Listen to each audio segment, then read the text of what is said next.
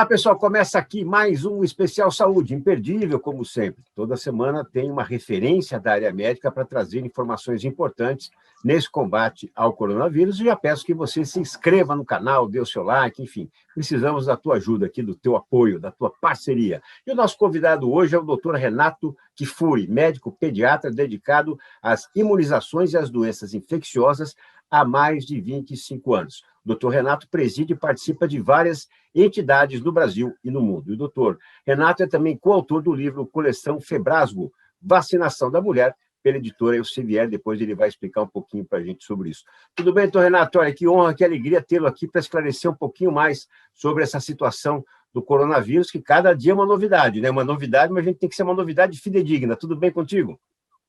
Olá, Elias. Olá, Lúcia. É um prazer estar com vocês aqui no Canal Saúde. Muito obrigado pelo honroso convite. Nós que agradecemos a tua participação. Bom, antes da gente entrar no coronavírus, doutor Renato, eu vi, né, no teu histórico, que você é especialista em neonatologia. O que é isso? Explica para a gente.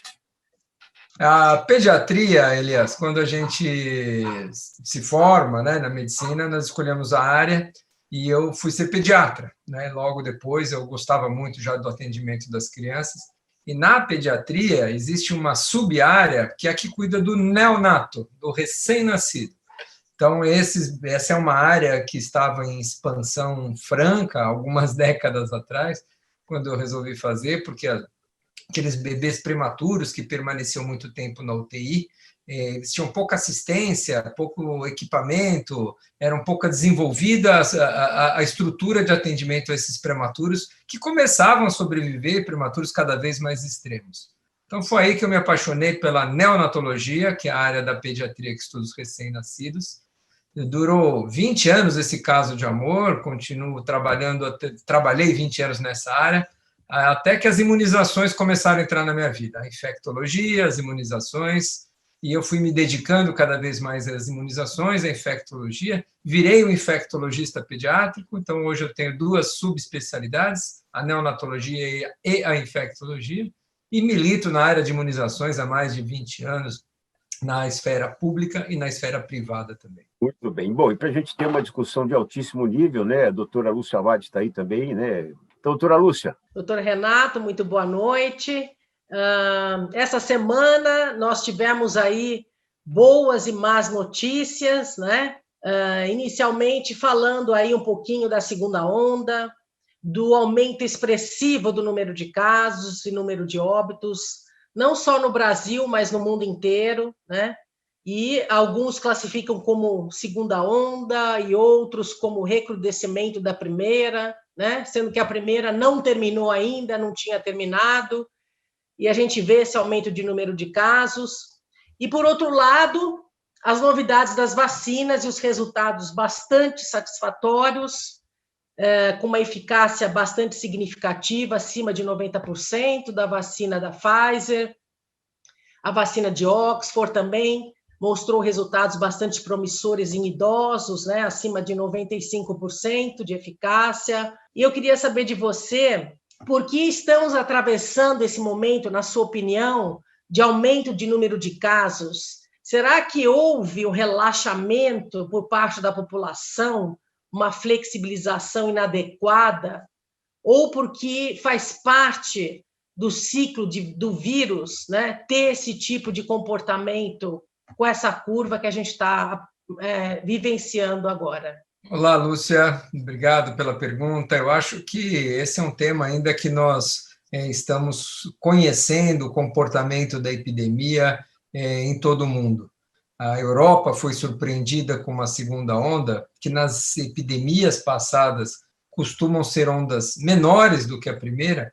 Você tem uma grande primeira onda, onde o vírus encontra o que nós chamamos de uma terra virgem, né? A teoria da terra virgem, onde ele não encontra resistentes e rapidamente se espalha. E numa segunda onda, essa onda tende, de uma maneira geral, a ser uma onda mais branda, de menor duração, de menor intensidade, e isso não vem acontecendo nem na Europa e nem nos Estados Unidos. O recorde de número de casos vem sendo batido em alguns países, como a Itália, como os Estados Unidos, com momentos de acúmulo de casos até maiores do que a primeira onda. o que causa um pouco de surpresa para o que está acontecendo lá, mas, ao mesmo tempo, traz um cenário que mostra um pouco do que a gente não fez, né, na primeira onda de maneira adequada. E tanto o isolamento não foi muito bem feito numa primeira onda, tanto é que nós mantivemos muito tempo essa primeira onda, tivemos uma curva completamente diferente de países europeus, onde eles tiveram um grande pico e um encurtamento muito rápido da onda. Nós sustentamos quase 1.000 mortos no país por mais de 4, 5, 6 meses, ou seja, ficamos num platô elevadíssimo de número de casos, e em função, muito provavelmente, das condições que o brasileiro não tem de fazer um isolamento adequado. Boa parte da população não consegue, não tem condições habitacionais, urbanas, econômicas de se isolar. E, sem dúvida, houve uma desproporcionalidade nas infecções conforme o CEP deste país. Independente de onde você morava, o seu risco de adoecimento, hospitalização e morte foi completamente diferente na primeira onda da pandemia. E o relaxamento, quando se arrefeceu um pouco os casos, não foi feito da maneira ideal. Não foi compreendido pela população que essa flexibilização poderia ocorrer, sim, naquele momento, mas de maneira cautelosa, de maneira prudente, de maneira aos poucos, para que a gente não tivesse realmente vamos dizer, uma expansão muito grande da doença novamente. E é muito difícil você culpar ou você responsabilizar os jovens, os adultos, porque são todos uma dinâmica da epidemia muito interligada. O indivíduo que adoece porque está trabalhando contamina o filho que vai para a escola, aquele que vai na festa acha que a responsabilidade, o risco é somente dele, de ele que está se expondo, ele não quer usar máscara, ele não se importa em infectar, mas ele promove a circulação do vírus e que afeta a escola, que afeta o idoso, que aumenta a hospitalização. Então, é uma rede toda conectada. E que se a gente não cuidar de não só reduzir essa chance de contágio, mas também de ter uma educação em relação à cidadania e à responsabilidade, que não é só sua quando você deixa de ter essas medidas, nós vamos ter realmente circulações bastante intensas do vírus novamente. Renato, Sim, você trouxe uma situação bastante interessante em relação à Europa, né? Estava vendo os números. Na região das Américas, onde existem países grandes, né, com vasta população, Estados Unidos, Brasil, México, enfim, mais de 23 milhões de casos confirmados, em torno de 670 mil mortes. No Brasil, em torno de 6 milhões de casos confirmados, quase 170 mil mortes. Na região europeia, olha, a Europa cabe no Brasil, dentro do Brasil, 15 milhões e 700 mil casos confirmados, 70% do que aconteceu em toda a América, e 354 mil mortes, praticamente metade das mortes que aconteceram nas Américas, né? Você tem conversado com profissionais de lá? Tem alguma explicação efetiva para essa agressividade do coronavírus na Europa?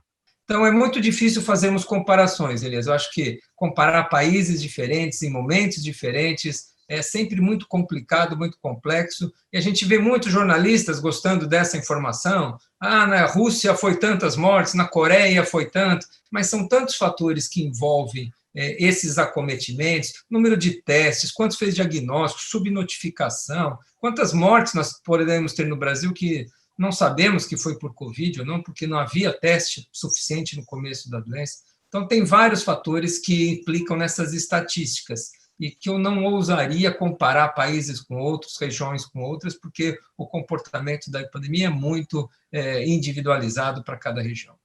Sem sombra de dúvida, né, doutor Renato? Dentro do próprio Brasil, existem vários Brasis, né? O Brasil é um país de, enfim, dimensões continentais. Então, dentro do Brasil, você tem diferentes cenários da pandemia, né? Por ser um país muito grande. Mas o que chama atenção é justamente o número de casos e número de óbitos vinha caindo, não só no Brasil, mas em outros países também, e as regras foram se tornando cada vez mais flexíveis, e as pessoas começaram a ir para as ruas, a frequentar barzinhos, a se aglomerarem, né? Eu acho que tudo isso corroborou para esse aumento de número de casos, né? A gente vê nas ruas, né, que algumas pessoas não usam, né? Agora nos feriados, as praias lotadas, né? O pessoal aglomerado, festas, enfim. E eu acho que isso acabou culminando nessa situação, né? Mas eu acho que agora é o momento da gente parar, porque no início da pandemia a gente tinha medo, e o medo, ele remete ao respeito. A gente tinha respeito por esse vírus. A partir do momento que o número de casos começou a cair e a gente começou a flexibilizar, não peguei até agora, não for nesse pensamento, nessa linha de pensamento, realmente a gente não vai ter o controle da pandemia, nem aqui, nem no mundo, né? E as vacinas estão aí, né? Graças a Deus, os resultados são promissores, mas ainda assim a gente tem que tomar cuidado. Agora vem se aproximando as festas, o Natal, as pessoas vão querer novamente, né, se reunir a família, os familiares, os avós. Então a gente precisa ter muito, muito, muito cuidado, né? E ter essas regras muito bem cumpridas para que a gente não colha resultados tristes lá na frente de número de casos, né? Não, acho que você disse tudo, porque são medidas muito duras sociais, né? Você ficar em casa, de um enorme impacto social, impacto econômico, impacto na saúde mental das pessoas, o número de suicídios aumentando, o número de casos de depressão, você tem impactos em todas as esferas da saúde mental das pessoas, que às vezes, mesmo sabendo desses riscos, preferem se arriscar um pouco porque não estão suportando mais este distanciamento, esse isolamento, crianças sem ver seus avós, as pessoas perdendo o seu emprego, precisando da renda para manter, a estrutura familiar muitas vezes se desestruturando por conta de crianças que precisam de algum tempo desses pais para orientar a educação digital ou virtual dessas crianças. Realmente modificou muito e trouxe um impacto muito severo em todas as esferas, inclusive na educação das crianças, né? As crianças fora da escola, quantas crianças brasileiras dependem da escola para ter uma segurança nutricional, para não ser abusadas, para ter os pais poderem trabalhar, enfim, a evasão escolar que vem de um ano sem escola, as consequências de um distanciamento ou de um isolamento preconizado numa situação como essa são dramáticas também. Então, é o que você bem disse, chegou uma hora que as pessoas, quando sentiram que a epidemia estava numa curva descendente, extravasaram toda essa angústia desses meses, e de uma forma exagerada. Se a gente entende que o afastamento reduz a circulação do vírus, a aproximação ao contrário vai propiciar o aumento do vírus. Essa é a regra, esse é o jogo. Por isso que esse relaxamento deveria ser feito mais paulatino, com o uso... Voltou aos bares, mas tem que ser 30% da capacidade. Não é para estar cheio, não é para estar gente aglomerando, não é para estar gente sem máscara, né? Voltou à praia, pode voltar para a praia, mas vai com a sua máscara, não fique em área, separe área, e assim vai. Mas não foi feito assim, infelizmente, e eu digo, como você falou, é fidedigno, é compreensível essa volta em função do que se estava vivenciando. Mas é difícil, volto a dizer, responsabilizar um ou outro grupo. É muito dinâmica essa circulação do vírus, todos participam de alguma maneira e contribuem para que a disseminação.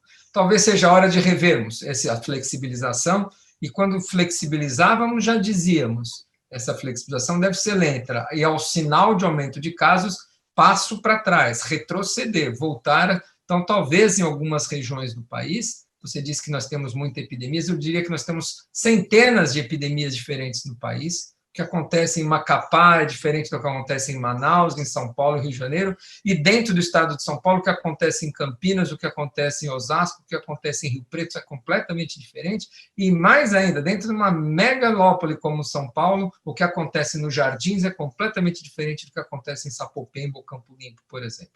Então, sem dúvida, os momentos epidêmicos são bastante distintos. E, doutor Renato, o doutor Pedro Alau, que está à frente de uma pesquisa importante aqui no país, ele falou que esses números que vêm sendo apresentados, como você tão bem citou, né, em função da dificuldade, né, ou da falta de fidedignidade dos números, né, em relação à testagem, está em torno de 6 por 1. Então, se nós estamos falando praticamente em 6 milhões de casos, talvez 36 milhões de casos, né, até aqui. No passado, alguns meses, se falou já em imunidade de rebanho.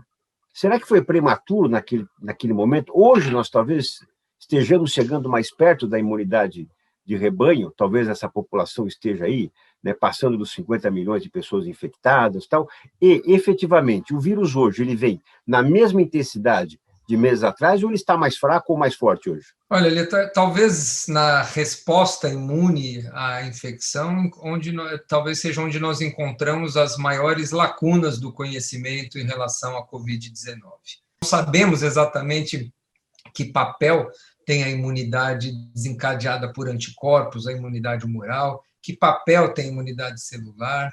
Não sabemos duração de proteção conferida por uma infecção natural, a possibilidade ou não de reinfecções. E pior do que tudo isso, nós não dispomos de ferramentas metodológicas para avaliar o indivíduo, a porcentagem de realmente imunes numa população. Eu digo isso por 3 fatores. Primeiro, porque os testes disponíveis falham com vamos dizer, a acurácia deles, dependendo do teste utilizado, até 50% de falha na detecção desses anticorpos. Falham também, nós não temos uma ferramenta boa, porque muitos do que desenvolvem, especialmente formas leves da doença, não soroconvertem, não desenvolvem anticorpos nunca. Você tem PCR positivo, você tem sintoma e a pessoa nunca tem um IgG positivo, um anticorpo. E em terceiro, muitos desses que têm doença leve, que soroconverteram, produziram anticorpos, com o passar do tempo, eles vão perder esses anticorpos e você não vai mais conseguir detectá-los. Então, quando você bate uma foto da população naquele momento e vê que 16% tem anticorpos, você está deixando de reconhecer aqueles que os testes não pegou, você está deixando de reconhecer aqueles que nunca tiveram os anticorpos, mas estão imunes por conta da sua imunidade celular, e está deixando de reconhecer aqueles que já tiveram e perderam esses anticorpos. Então, ou seja, é uma ferramenta que permite uma avaliação muito fora, vamos dizer assim, de uma acurácia... É subjetiva, né, doutora? É muito, você pode ter uma análise seriada, será que está aumentando, será que está diminuindo? E mesmo essa análise seriada, quando você perde pessoas que já eram positivas e outras entram no lugar, muitas vezes esses números só acabam ficando estáveis. As pessoas vão se infectando e o número da soroprevalência continua o mesmo.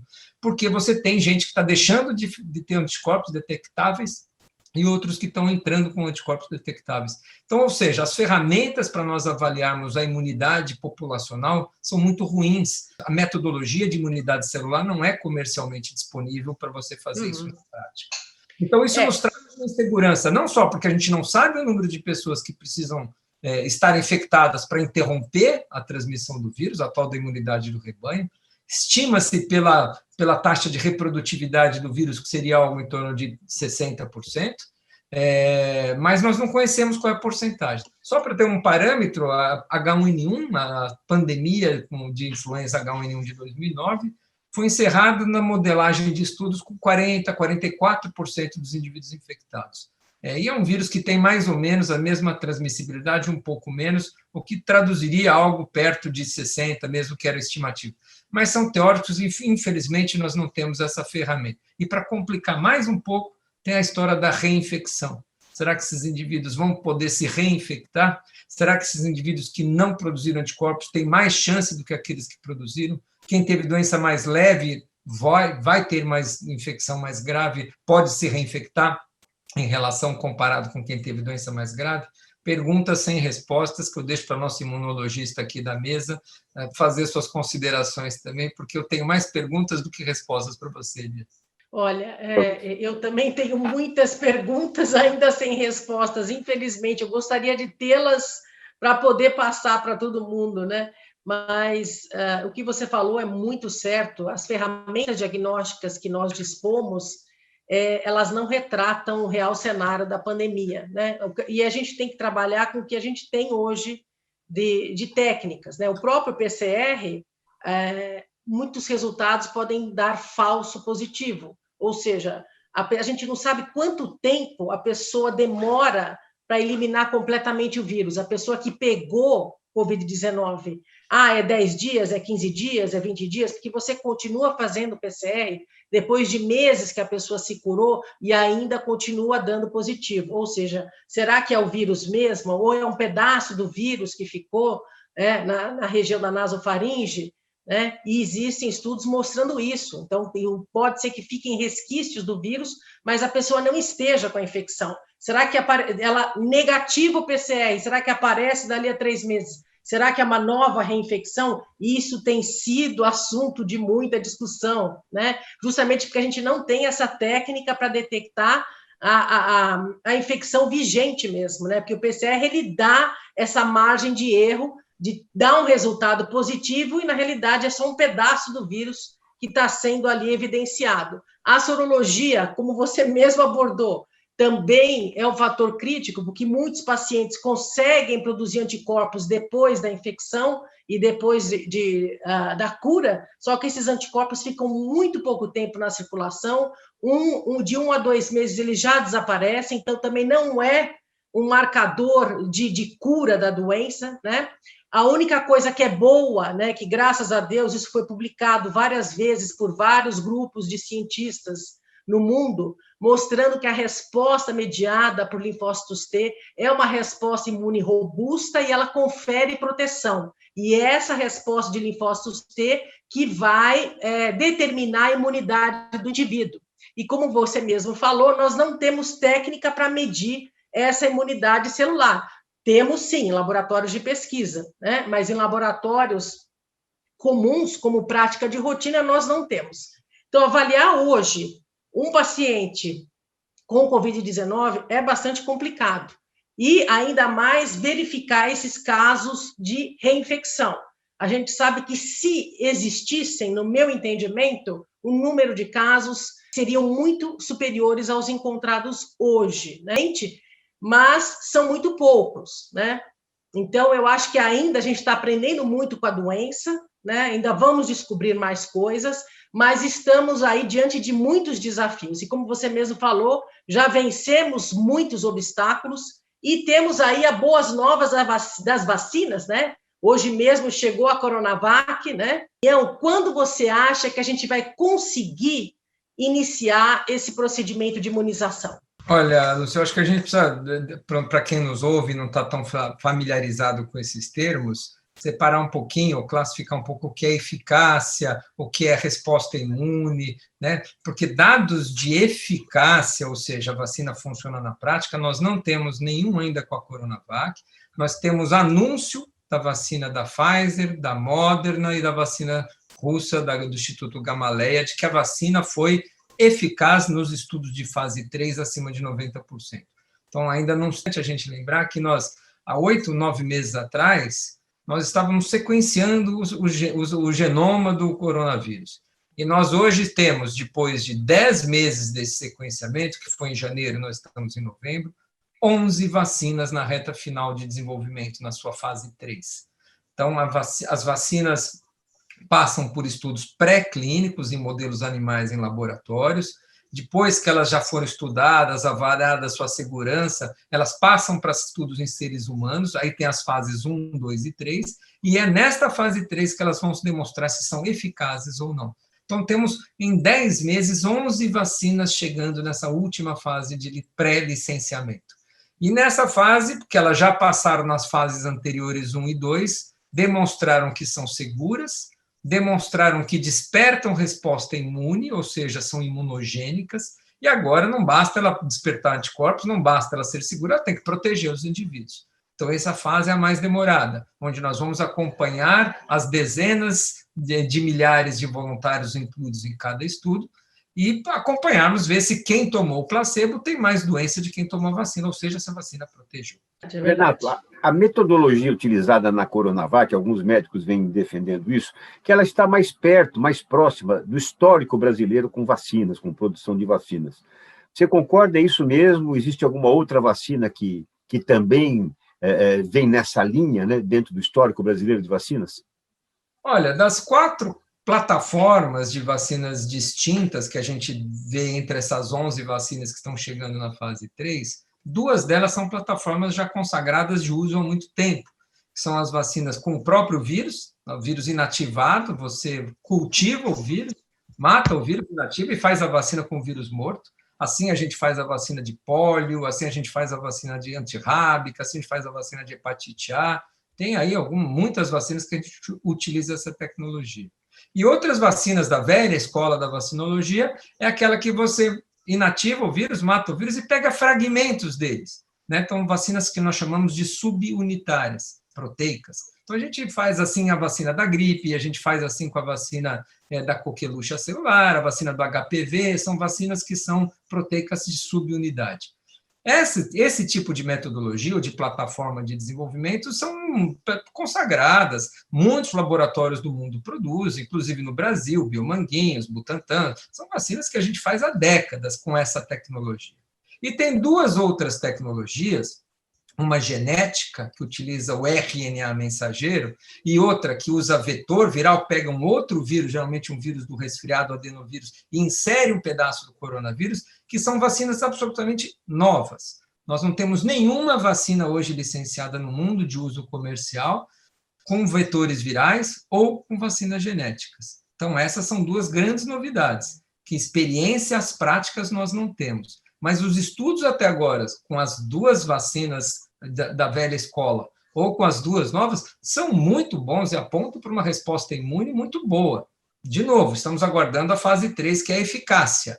Mas segurança, resposta imune, estão indo muito bem. E essas vacinas de vetor, tanto a da Pfizer, da Oxford, como as RNA, como a da Pfizer da Moderna, estão anunciando já fase 3 muito bons também. Os mais otimistas dizem que esse vai ser um caminho natural. Todas as velhas vacinas devem caminhar para essas plataformas mais modernas, que podem ser sintéticas, pode ter mais rápida produção, tem muitas vantagens de utilização dessas novas tecnologias. Mas isso é o futuro que a gente ainda não tem condições de prever. Vale ressaltar aqui, passar para as pessoas que estão nos ouvindo, a importância da vacinação e obedecendo o calendário vacinal. Então, de acordo com uma informação que eu peguei aqui, mais de 80 milhões de crianças com menos de 1 ano correm risco de contrair doenças que podem ser evitadas pelas vacinas. Então, nesse ano, em decorrência da pandemia, houve uma queda significativa do número de imunizações, né? E muitas crianças não tomaram as vacinas, e vacinas importantes, como da polio, sarampo, difteria, tétano, né? Enfim, eu queria saber a sua opinião, o que nós poderíamos fazer para incentivar a população a se vacinar e a obedecer o calendário vacinal, a importância disso no combate a essas doenças? Olha, Lúcia, a gente vem enfrentando a queda das coberturas vacinais nos últimos anos, já pelo menos nos últimos 4, 5 anos, a gente vem numa tendência de cobertura vacinal que a gente pode elencar aqui muitos fatores, desde o desabastecimento de vacinas, as fake news, aos horários dos postos que não condizem mais com a família toda trabalhando, com o calendário muito inchado, com vacinas todos os meses, as famílias precisam faltar ao trabalho, todo mês tem vacina no primeiro ano, que é bom ter muita vacina, mas cria complexidade desse calendário. Mas eu acho que como pano de fundo de tudo isso, das quedas de cobertura vacinal, está o desinteresse, porque essas doenças eram fantasmas nas famílias no passado. Os pais morriam de medo de suas crianças dormirem com febre e acordarem paralisadas com a paralisia infantil, ou serem hospitalizadas com o croup, com a difteria, ou ter aquela falta de ar da tosse comprida, da coqueluche. Isso permeava a vida de todos os pais naquela época. Hoje essas doenças desapareceram, graças às vacinas. Paradoxalmente, o sucesso das próprias vacinas leva à desmotivação em vacinar, porque essa nova geração de pais e de profissionais da saúde nunca trataram, nunca viram paralisia infantil, não sabem nem o que é isso. Difteria, que nome esquisito. Então, essa sensação de risco é que move muita gente, as pessoas no geral, para procurar precaução, para procurar prevenção. Então, quando você não se sente ameaçado, essas doenças já desapareceram, para que eu vou vacinar? E aí o outro diz que a vacina faz mal, que dá efeito colateral, essa doença eu nem sei o que é, não existe. diferente, né, de quando a gente está no cenário vivendo. Quando você tem um surto de febre amarela, os pais vão para a fila, dormem na porta, jogam o filho por cima do portão para conseguir uma dose da vacina, da gripe é a mesma coisa. Então, e nós tivemos o surto do sarampo agora, né? Vários casos de sarampo. Exatamente. Então, essa sensação de risco é que move as pessoas. Então, Renato Kfouri, em relação às crianças ainda, qual assim, o fator novo? Porque, num determinado momento, chegou até a se falar que criança não pegava coronavírus. Qual o fator novo que você traz? E gostaria também que você trouxesse um dado que você, como médico, certamente acaba trabalhando isso também, o lado emocional dos pais, né? Que estão entre a criança, com toda aquela situação que você já trouxe, preocupados com agressões, em serem molestadas, enfim, e não terem contato com os coleguinhas. Em contrapartida, tem os pais, né, os avós dessas crianças, ou seja, os pais ficam no meio desse dilema todo. Gostaria que você trouxesse um pouco do teu olhar sobre isso. Olha, a Covid-19 na pediatria, felizmente, né, se há algum dado a se comemorar, ou pelo menos a se alegrar com a Covid-19, é que por onde ela passou, as crianças foram poupadas das formas graves.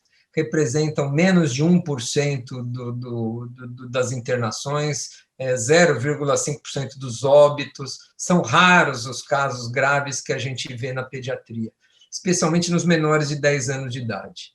E no começo, com receio de como outros vírus respiratórios, a criança, apesar de não adoecer com gravidade, ela tinha uma importância enorme na cadeia de transmissão, porque elas que frequentam a escola, elas que têm mais resfriado, elas que transmitem. Então, imaginava-se que com o coronavírus assim seria também. As escolas foram as primeiras a serem fechadas, nas epidemias por onde elas passaram. E as últimas a serem reabertas depois da flexibilização. E o que os dados vêm acumulando, e tem várias explicações para isso, é que as crianças não só adoecem com menos gravidade, como também se infectam com menos frequência e também transmitem com menos importância a Covid-19. Ou seja, os estudos hoje, a maioria deles, por mais que haja alguns contraditórios a isso, mas a grande parte do estudo e a comunidade científica sim entende que as crianças não têm um papel importante, como outros vírus respiratórios, na transmissão, na cadeia de transmissão, e também não adoecem com facilidade. Tanto é que nessa segunda onda, por exemplo, agora na Europa, praticamente tudo está sendo fechado, lockdown. O que está ficando aberto? Só as escolas estão ficando abertas. É verdade. Doutor Renato Kfouri, antes das suas palavras finais, uma mensagem que a gente quer receber sua, eu disse que você é coautor do livro Coleção Febrasgo, Vacinação da Mulher, pela Elsevier, em 2015. Conta um pouquinho desse projeto editorial. Olha, esse é um dos livros, né? Não sei onde você achou este livro, mas eu tenho alguns livros publicados, de parte especialmente na área de imunizações, na área de imunização da grávida, na imunização da criança, na imunização de pacientes especiais. Esse é um tema que sempre me encantou e onde eu dedico boa parte dos meus estudos e da minha literatura nesse aspecto. A vacinação da gestante também me encantou nesse livro da Federação Brasileira de Ginecologia e Obstetrícia, porque, além de proteger a mulher, as vacinas hoje são ferramentas de prevenção da saúde do bebê. Através da imunização da grávida, a gente consegue transferir anticorpos para o bebê e protegê-lo contra o tétano, contra a coqueluche, contra a hepatite, contra a gripe, e para o futuro vem aí vacinas contra a bronquiolite, contra a meningite, administradas na gestante para a prevenção do bebê. E hoje a gente sabe há muitos já há tempo que vacina não é coisa de criança somente. Os adolescentes, os adultos, as gestantes, aqueles com doenças crônicas, os idosos, os viajantes, todos esses têm calendários de vacinação especiais para a sua condição ou para a sua idade. Então, hoje nós subutilizamos as vacinas como ferramenta de promoção de saúde para todos nós. Esse é um conceito que a gente precisa melhorar e comunicar melhor também. Parabéns pelos livros, porque o livro é uma forma de devolver aquele conhecimento que você acumula. Então, parabéns, realmente, né? Continue publicando novos livros. Doutor Renato Kfouri, olha, que alegria tê-lo aqui no Especial Saúde. Muito obrigado pela participação, pelos inúmeros esclarecimentos e gostaria que você deixasse, doutora Lúcia, deixasse uma mensagem para quem nos acompanha, que certamente vai ser um alerta importante. Eu só tenho que agradecer primeiro, Elia, Lúcia, pela companhia agradável, é sempre um papo inteligente, com um bom nível. Eu acho que a gente está precisando e a população precisa muito de informações de qualidade como as que você proporciona. Vocês estão realmente de parabéns. E trazer como última mensagem aqui que todos nós estamos muito ansiosos por uma única vacina da Covid-19, convivendo com a falta, sentindo na pele a falta que uma vacina faz. Mas nós temos muitas vacinas. Só esse ano, por exemplo, nós tivemos 5 óbitos por sarampo no país. Uma coisa inimaginável, eu diria inadmissível, uma doença que a gente tem vacina há décadas, segura, barata, gratuita, custando menos de $1 a dose, e a gente ainda tem morte por uma doença dessa absolutamente prevenível, evitável. Então, vacinação em dia, mesmo na pandemia, esse é o recado. E em breve, quando pudermos contarmos com a vacina da Covid, a esperança de nós termos um convívio maior, né? Uma volta, pelo menos, às nossas condições é bastante animadora, e vamos torcer para que essas vacinas cheguem em quantidade suficiente para primeiro vacinarmos nossos grupos prioritários e depois estendermos a vacinação para toda a população. Renato Kifuri, que alegria tê-lo aqui, muito obrigado, realmente um programa de alto nível, né, em especial pelas suas colocações, e deixamos aqui o Especial Saúde à sua disposição para que a gente possa atualizar daqui por diante as informações. Este, então, doutor Renato Kifuri, médico pediatra dedicado às imunizações e às doenças infecciosas há mais de 25 anos, escritor e também preside e participa de várias entidades no Brasil e no mundo, conosco aqui no Especial Saúde. Pessoal, obrigado pela sua companhia, inscreva-se no canal e até o próximo programa. Tchau, tchau!